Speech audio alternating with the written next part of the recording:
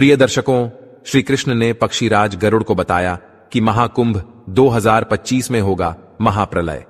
सभी भक्तगण सावध हो जाएं। मित्रों, एक समय की बात है जब गरुड़ आकाश में अपने विशाल पंख फैलाए पृथ्वी का नजारा कर रहे थे। उनकी तेज दृष्टि हर कोने में झांक रही थी। जब उनका ध्यान प्रयागराज की ओर गया तो उन्होंने देखा कि वहां महाकुंभ का आयोजन चल रहा है और उस संगम तट पर लाखों लोग गंगा स्नान के लिए उमड़ पड़े थे। चारों ओर गंगा, यमुना और अदृश्य सरस्वती के संगम का पवित्र माहौल था। वह दृश्य अविस्मरणीय और भव्य था, जहां पर जप, तप और भक्ति की गूंज वातावरण को पवित्र बना रही थी। किंतु पक्षीराज गरुड़ की दृष्टि केवल बाहरी सौंदर्य तक ही सीमित नहीं थी। उनकी तीक्ष्ण आंखों ने उस भीड़ के भीतर छिपी हर एक मनुष्य की भावनाओं और कर्मों को भी परखा, जिसे देख उनका हृदय विचलित हो गया। मित्रों, गरुड़ जी ने महाकुंभ की भीड़ में अनेकों विभिन्न प्रकार के लोगों को देखा, जिनके चेहरे पर आस्था और मुक्ति की उम्मीद तो थी, लेकिन उनके कर्मों की छाया भी स्पष्ट दिखाई दे रही थी। उन्होंने उन महिलाओं को भी देखा जिन्होंने अपने परिवार के प्रति अपने कर्तव्यों को त्याग कर अपने पति के अलावा पराये पुरुषों से अवैध संबंध बनाए थे, तथा उनके चेहरे पर एक विचित्र संयम और आशा थी, मानो गंगा के पवित्र जल में स्नान करते ही उनके जीवन के सारे दोष धुल जाएंगे। वहीं कुछ वृद्ध पुरुष भी थे जो अपनी संपत्ति और स्वार्थ के लिए अपने ही परिवार को सताते रहे। वे भी उस पावन संगम पर इस उम्मीद में आए थे कि एक डुबकी उनके पापों का भार हल्का कर देगी। पक्षीराज गरुड़ ने उन धोखेबाज व्यापारियों और भ्रष्ट अधिकारियों को भी देखा, जिन्होंने अपनी लालच और अनैतिक साधनों से आजीवन गरीबों तथा लाचार को ठगा था। उनके भी मन में यह धारणा थी कि गंगा में स्नान करके वे अपने किए गए हर अन्याय और दुष्कर्मों से मुक्त हो जाएंगे। उसी भीड़ में युवा वर्ग भी था, जिन्होंने नए जमाने और कलयुग के चलते अपनी नैतिकता और मर्यादा को भुला दिया था। वे अपने दुष्कर्मों और दिशाहीन जीवन को सही दिशा देने की बजाय गंगा के जल में समाधान खोज रहे थे। उन्होंने देखा कि कुछ लोग जो समाज में ईर्ष्या, घृणा और हिंसा को बढ़ावा देते रहे, तो कुछ चोरी करने के उद्देश्य से, तो कुछ व्यापार करने के उद्देश्य, वे सभी उस स्थान पर पवित्रता का आभास लेकर पहुंचे थे। गरुड़ जी ने यहां तक देखा कि कुछ लोग जो अपने पड़ोसियों से ईर्ष्या रखते थे, दूसरों की संपत्ति और अधिकारों पर लालच से नजर गड़ाए हुए थे, वे भी इस भीड़ का हिस्सा थे। वे मानते थे कि गंगा का स्पर्श उनकी आत्मा की शुद्ध कर देगा। उन सभीयों चेहरों पर पवित्रता पाने की आकांक्षा तो थी, लेकिन गरुड़ को उनके हृदयों में सच्चे प्रायश्चित और सुधार का कोई भाव नहीं दिखा। यह देखकर गरुड़ देव का हृदय व्याकुल हो उठा। उन्होंने सोचा, क्या गंगा का पवित्र जल सच में इतने भारी पापों का प्रायश्चित कर सकता है? क्या इन लोगों का उद्धार केवल एक डुबकी से संभव है, जबकि उनके कर्म और मन अब भी दूषित हैं? मित्रों, पक्षीराज गरुड़ के मन में सवालों का ज्वार उठ खड़ा हुआ। वे सोचने लगे कि क्या यह भक्ति और आस्था का रूप है या केवल एक बाहरी आडंबर? अब उनके भीतर यही विचित्र प्रश्न गूंजने लगे और उन्होंने इनका उत्तर जानने के लिए गोलोक जाकर भगवान श्री कृष्ण से मिलने का निश्चय किया। और फिर अपने सवालों का उत्तर खोजने के लिए गरुड़ देव गोलोक में पहुंचे। जैसे ही वे भगवान श्री कृष्ण के महल के समीप पहुंचे, उन्होंने देखा कि भगवान श्री कृष्ण एक स्वर्ण से बने सिंहासन पर विराजमान थे। सिंहासन के चारों ओर मंद प्रकाश की किरणें थीं, मानो वे सब उनकी दिव्यता का गुणगान कर रही थीं। भगवान श्री कृष्ण का तेजस्वी स्वरूप ऐसा था कि सूर्य की चमक भी उनके आगे फीकी प्रतीत हो रही थी। उनकी मुस्कान में करुणा और ज्ञान का ऐसा संयोग था जो किसी भी हृदय को शांति से भर दे। मित्रों, पक्षीराज गरुड़देव जब उनके पास पहुंचे और नम्रता से उनके चरणों में झुककर प्रणाम किया, श्री कृष्ण ने गरुड़ को अपनी ओर आता देखा और मुस्कुराते हुए कहा, आइए गरुड़देव, आपका स्वागत है। आज आप अचानक इतनी दूर से आए हैं तो निश्चित ही कोई विशेष प्रयोजन होगा। कहिए, आपके अचानक से आने का कारण क्या है? मित्रों, तब पक्षीराज गरुड़ ने अपनी विनम्रता प्रकट करते हुए हाथ जोड़े और कहा, हे प्रभु, मैं आपकी शरण में एक गहन जिज्ञासा लेकर आया हूं। आज मैंने पृथ्वी पर महाकुंभ का भव्य आयोजन देखा, लाखों लोग गंगा में स्नान के लिए एकत्र हुए हैं, परंतु उनमें से कई अपने कर्मों से दुष्ट और पापी हैं। मैंने उन लोगों को देखा है जो अपने पापों को छिपाने के लिए पवित्रता का आडंबर कर रहे हैं। और आगे गरुड़ जी बोले, हे भगवान, आज मैंने एक विचित्र दृश्य पृथ्वी पर देखा है। मैंने देखा कि कुछ महिलाएं जिन्होंने अपने परिवार का त्याग कर अवैध संबंध बनाए, जो अब त्रिवेणी संगम में गंगा स्नान कर अपने दोष मिटाना चाहती हैं। कुछ वृद्ध पुरुष जिन्होंने अपनी संपत्ति और स्वार्थ के लिए अपनों को सताया, वहां मुक्ति की आशा लिए खड़े हैं। कुछ व्यापारी जिन्होंने धोखे और भ्रष्टाचार से अपना धन बढ़ाया, अपने पाप संगम में बहा देना चाहते हैं। यहां तक कि ऐसे युवा भी वहां हैं जिन्होंने नैतिकता को त्याग दिया, पर स्नान के बाद पवित्र होने की उम्मीद करते हैं। हे प्रभु, क्या यह वास्तव में संभव है? क्या केवल गंगा में स्नान से इन लोगों के पाप धुल सकते हैं जिन्होंने अनगिनत पाप कर्म किए थे? मित्रों, तब मंद मुस्कान के साथ भगवान श्री कृष्ण ने कहा, हे विनीता पुत्र खगेंद्र, आपके यह सारे प्रश्न अत्यंत गहरे और महत्वपूर्ण हैं। मैं आपको इन सभी के उत्तर दूंगा, लेकिन केवल शब्दों से नहीं। तो मैं आपको एक कथा सुनाऊंगा जिसमें पाप, प्रायश्चित और मुक्ति का वास्तविक अर्थ छिपा है। इस कथा को ध्यानपूर्वक सुनो, क्योंकि इसमें आपके सभी सवालों के उत्तर मिल जाएंगे, जिससे समस्त मानव जाति का कल्याण होगा। तब गरुड़ जी ने कहा, हे मधुसूदन, आपकी वाणी मेरे लिए पवित्र मार्गदर्शन है। कृपया मुझे यह कथा अवश्य सुनाइए। मैं इसे पूरे ध्यान से सुनने और समझने के लिए तत्पर हूं। तब आगे भगवान श्री कृष्ण ने कहा, हे पक्षीराज, आप ध्यान रखना कि यह कथा केवल सुनने के लिए नहीं है। इसे अंत तक समझना और आत्मसात करना भी अनिवार्य है।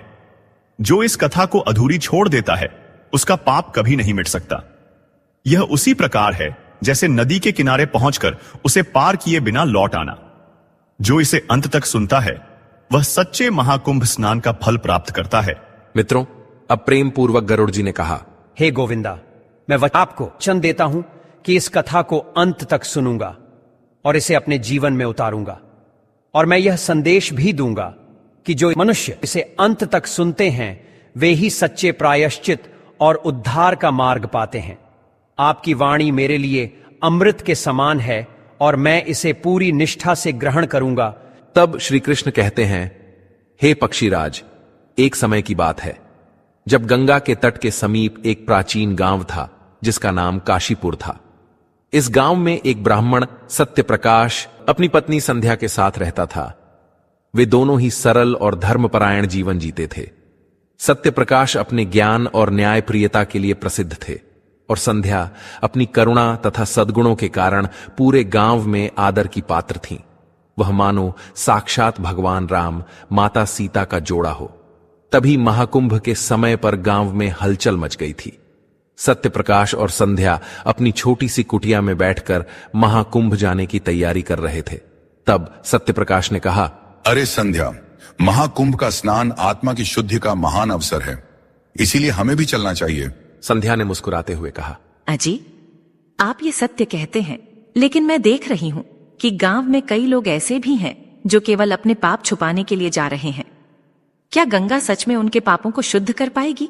तब सत्यप्रकाश ने गंभीर होकर कहा, अरे संध्या, गंगा स्नान तो केवल एक माध्यम है, किंतु वास्तविक शुद्धि तो मन और कर्मों की होती है। जो सच्चे हृदय से प्रायश्चित करते हैं, वही इसका लाभ उठा सकते हैं। उनकी यह बातचीत चल रही कि तभी काशीपुर के ही एक दंपत्ति धनराज और उनकी पत्नी रत्ना सत्यप्रकाश के घर आए। धनराज एक धनी व्यापारी था, लेकिन अपने कर्मचारियों का शोषण करने के लिए बदनाम था। रत्ना, जो अक्सर समाज की परवाह किए बिना अपने स्वार्थ में डूबी रहती थीं, वह भी उनके साथ थीं। तब धनराज ने हंसते उपहास करते हुए कहा, पंडिता जी, आप भी महाकुंभ जा रहे हैं और अब हम भी जा रहे हैं। मैंने तो सुना है कि गंगा में एक डुबकी लगाने से सारे पाप धुल जाते हैं। क्यों? आपके ज्ञान और शास्त्रों में तो यही लिखा, और क्यों, मैं भी सही कह रहा हूं ना? उनके उपहास से भरे शब्दों को सुन सत्यप्रकाश ने शांत स्वर में उत्तर दिया, धनराज, यह सच है कि गंगा पवित्र है, लेकिन पाप केवल जल में स्नान से या डुबकी लगाने से नहीं धुलते। मन की शुद्धि और कर्मों का सुधार भी आवश्यक है। और तभी रत्ना ने व्यंग्य करते हुए कहा, तो क्या आप कह रहे हैं कि गंगा का स्नान व्यर्थ है? तब संध्या ने मुस्कुराकर कहा, नहीं रत्ना, गंगा का स्नान तो एक प्रतीक है जो हमें प्रायश्चित और आत्मशुद्धि का संदेश देता है। लेकिन अगर हृदय में पाप का बोझ है और मन में कोई सुधार का भाव नहीं, तो स्नान से कुछ नहीं होगा। गांव के कई और लोग जो बैलगाड़ियों में और रथों में महाकुंभ जाने की तैयारी कर रहे थे, इस संवाद को सुन रहे थे। वहां एक युवा जोड़ा मोहन और गौरी भी खड़ा था। तभी उनके बीच अपनी उपस्थिति को संबोधित मोहन ने कहा, पंडित जी, आप जो कह रहे हैं वह सच लगता है, लेकिन मैं देख रहा हूं कि गांव के कई लोग जो दूसरों को सताते हैं वह भी गंगा में स्नान करने जा रहे हैं। क्या भगवान उनके पापों को माफ करेंगे? तब सत्यप्रकाश ने उत्तर दिया, भगवान न्यायप्रिय हैं। वे केवल उनके ही पाप माफ करते हैं जो सच्चे दिल से प्रायश्चित करते हैं और आगे से सही रास्ते पर चलने का संकल्प लेते हैं। मित्रों, वहीं दूसरी ओर सभी लोग अपने रथों और बैलगाड़ियों में बैठकर महाकुंभ की ओर रवाना हुए। रास्ते में लोग अपने अपने अनुभव साझा कर रहे थे। कुछ लोग अपनी चिंताओं और पापों के बारे में सोच रहे थे, तो कुछ गंगा के पवित्र जल के स्पर्श के लिए उत्सुक थे। जब काशीपुर के लोग महाकुंभ में पहुंचे तो गंगा के पवित्र संगम पर स्नान के बाद रात को तंबुओं में विश्राम करने चले गए कि तभी अचानक विचित्र घटना घटती है। वहां आधी रात को कुछ तंबुओं में आग लग गई और देखते ही देखते उस आग ने अनेक तंबुओं को अपनी चपेट में ले लिया। अब वह आग इतनी तेज बढ़ कि चारों ओर अराजकता फैल गई। वहां के लोग जान बचाने के लिए इधर उधर भागने लगे। महिलाओं ने अपने बच्चों को बाहों में भर लिया और बुजुर्ग जिनसे कुछ भी नहीं हो पाता था या फिर अपाहिज थे, वह बेचारे वहीं स्तब्ध होकर भगवान को पुकारने लगे।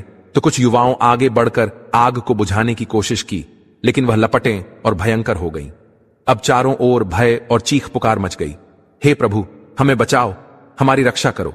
लोग बार बार ईश्वर को पुकार रहे थे, हे ईश्वर, अब तू ही सहारा है हमारा। कि तभी आग और धुएं के बीच एक तेजस्वी साधु प्रकट हुए। उनके हाथ में एक पीले रंग का त्रिशूल था, मानो वह सुवर्ण से बना हो, और उनका मुख दिव्यता से दमक रहा था। उनकी उपस्थिति से जैसे समय थम गया हो।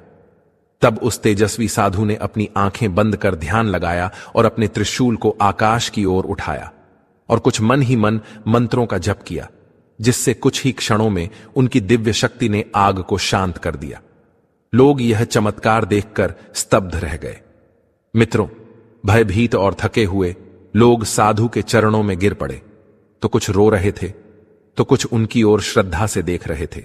अब व्यापारी धनराज ने कांपते हुए पूछा, महात्मा जी, आपने हमारी रक्षा की है, कृपया हमें बताइए आपने यह कैसे किया और हम इस विपत्ति से क्यों बचे? तब उस तेजस्वी साधु ने शांत और करुणामय स्वर में उत्तर दिया, मैं केवल एक माध्यम हूं। तुम्हारी प्रार्थना ने मुझे यहां खींचा, लेकिन याद रखो, यह आग केवल तुम्हारे तंबुओं में नहीं लगी थी। यह आग तुम्हारे कर्मों की थी जो तुम्हारे भीतर जल रही थी। तुमने अपनी प्रार्थना और श्रद्धा से इसे शांत करने का मार्ग पाया, लेकिन इसे पूरी तरह बुझाना तभी संभव है जब तुम अपने जीवन में सत्य, धर्म और प्रायश्चित का मार्ग अपनाओ। मित्रों, भगवान श्री कृष्ण ने कहा, हे खगेंद्र। वहीं पास में बैठे सत्यप्रकाश पंडित ने फिर पूछा, हे महात्मा, हम सभी जानते हैं कि गंगा का जल पवित्र है, लेकिन क्या केवल गंगा में स्नान करना हमारे पापों को धो सकता है? क्या इससे हम मुक्ति पा सकते हैं? तब साधु ने सत्यप्रकाश की ओर स्नेह भरी दृष्टि से देखा और बोले, हे ब्राह्मण, यह प्रश्न हर धर्मपरायण व्यक्ति के मन में उठता है। याद रखो, गंगा में स्नान केवल एक प्रतीक है।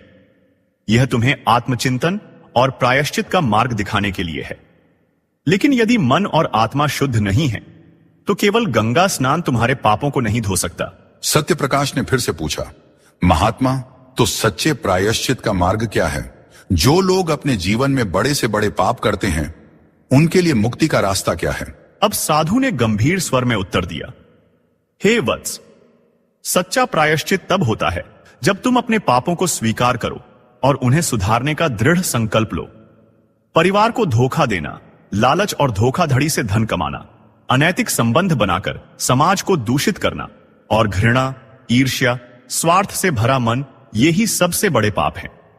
केवल गंगा में स्नान करना इन्हें धोने के लिए पर्याप्त नहीं है। इसीलिए तुम्हें अपने कर्मों को भी सुधारना होगा।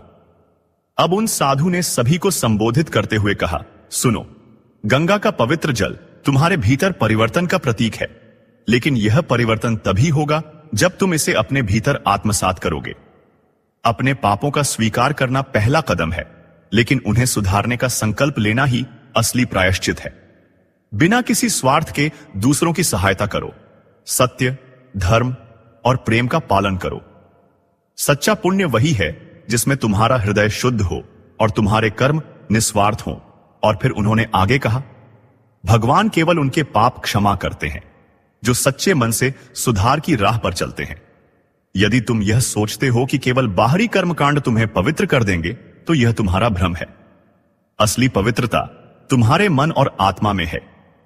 सत्य बोलो, दान करो और सेवा का मार्ग अपनाओ, यही मुक्ति का मार्ग है। मित्रों, उस तेजस्वी साधु ने सभी को शांत करते और सभी को धीरज बंधाते हुए कहा, सत्य प्रकाश और काशीपुर के लोगों, याद रखो कि गंगा में स्नान तुम्हारी यात्रा की शुरुआत है, अंत नहीं। यह तुम्हें प्रेरणा देती है, लेकिन असली परिवर्तन तुम्हारे कर्मों में होना चाहिए। सत्य, सेवा और प्रेम ही तुम्हें जीवन में सही दिशा देंगे। सत्य प्रकाश ने साधु के वचनों को ध्यानपूर्वक सुना और कहा, महात्मा जी, आपकी वाणी ने हमारे जीवन का मार्गदर्शन कर दिया है। हम आपके उपदेश को आत्मसात करेंगे और अपने पापों को सुधारने का प्रयास करेंगे। तब उस तेजस्वी साधु ने सभी को आशीर्वाद दिया और वहां से चले गए। इसके बाद काशीपुर के लोग गंगा स्नान के वास्तविक महत्व को समझ सके और सच्चाई, सेवा और प्रेम के मार्ग पर चलने का संकल्प लिया। मित्रों, भगवान श्री कृष्ण ने कहा, हे पक्षीराज गरुड़, अब मैंने आपके सभी प्रश्नों के उत्तर दिए। तब अंत में गरुड़देव ने कहा, हे भगवान, आपकी कथा के माध्यम से अब मुझे अपने सवालों के उत्तर मिल गए हैं। हे प्रभु, मैं समझ गया हूं कि सच्चा प्रायश्चित केवल आत्मा की शुद्धि और निस्वार्थ कर्मों से ही संभव है। आपकी कृपा से मुझे जीवन का सच्चा मार्ग मिला है। अब मैं संतुष्ट होकर अपने धाम लौटता हूं। अब पक्षीराज गरुड़ ने श्री कृष्ण को प्रणाम किया और आकाश की ओर उड़ चले। अब उनके मन में शांति और संतोष था और उन्होंने निश्चय किया कि इस ज्ञान को वे संसार में फैलाएंगे। तो दोस्तों, उम्मीद है कि आपको यह कथा अवश्य ही पसंद आई होगी। तो वीडियो को लाइक करें और साथ ही चैनल को सब्सक्राइब करना ना भूलिए। साथ ही कमेंट में जय श्री कृष्ण अवश्य लिखें। आप सभी का धन्यवाद।